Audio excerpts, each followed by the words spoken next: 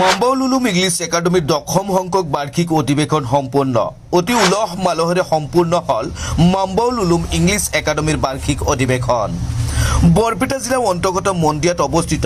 একমাত্ৰ আগশাৰীৰ ব্যক্তিগত শিক্ষানুষ্ঠান মাম্বাউল উলুম ইংলিছ একাডেমীৰ 10ম সংখ্যক বাৰ্ষিক অধিৱেশন সম্পূৰ্ণ হয়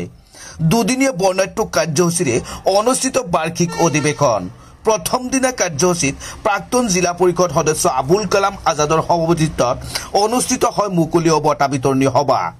লগতে উক্ত বাৰ্ষিক অধিৱেশনৰ মুকলি বঁটা বিতৰণী সভাৰ উদ্দেশ্য ব্যাখ্যা কৰে মাম্বাউল উলুম ইংলিছ একাডেমীৰ অভিজ্ঞ অধ্যক্ষ শাহজামাল আলী আহমেদে অনুষ্ঠানত মুখ্য অতিথি হিচাপে উপস্থিত থাকে বৰপেটা অসামৰিক চিকিৎসালয় তথা মন্দিয়াৰ গৌৰৱ ডক্টৰ আমিনুল ইছলামৰ লগতে উক্ত অনুষ্ঠানত বিশিষ্ট অতিথি আমন্ত্ৰিত অতিথিৰ আসন অলংকিত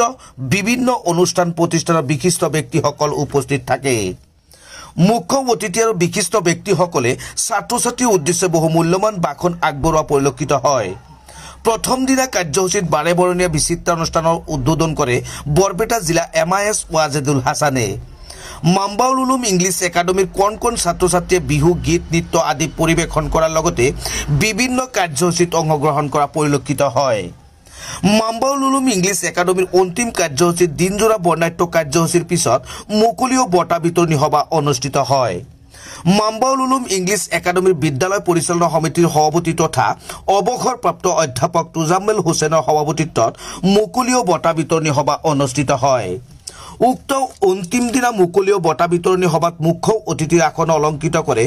মন্দিয়া আঞ্চলিক মহাবিদ্যালয়ৰ অধ্যক্ষ শেখ ফাৰুক আহমেদে নিৰ্দিষ্ট বক্তাৰ আসন অলংকৃত কৰে মন্দিয়া আঞ্চলিক মহাবিদ্যালয়ৰ অধ্যাপক মিজানুৰ ৰহমানৰ লগতে বিশিষ্ট অতিথি হিচাপে উপস্থিত থাকে ডক্টৰ ওয়াজেদুল ইছলামে অন্তিম কাৰ্যসূচীত সাংস্কৃতিক শোভাযাত্ৰাই কোন ছাত্ৰ-ছাত্ৰীৰ বিভিন্ন ভাৱৰীয়াই অংশগ্ৰহণৰ দৃশ্যই মনোমোহা কৰিছে অভিভাৱক অভিভাৱিকাৰ লগতে সাধাৰণ জনতাক আগন্তুক শিক্ষাবৰ্ষত উক্ত একাডেমীয়ে উন্নত ডিজিটেল মাধ্যমেৰে আৰু অত্যাধুনিক TLM ব্যৱহাৰৰ যোগেদি পাঠদানৰ প্ৰচেষ্টাৰে শিক্ষাদান কৰাৰ সিদ্ধান্ত গ্ৰহণ কৰিছে অধ্যক্ষ শাহজামাল আলী আহমেদে উল্লেখ্য যে এইবেলি দুদিনীয়া বৰ্ণাঢ্য কাৰ্যসূচীৰ সফল সামৰণি পৰে অধিৱেশনখনৰ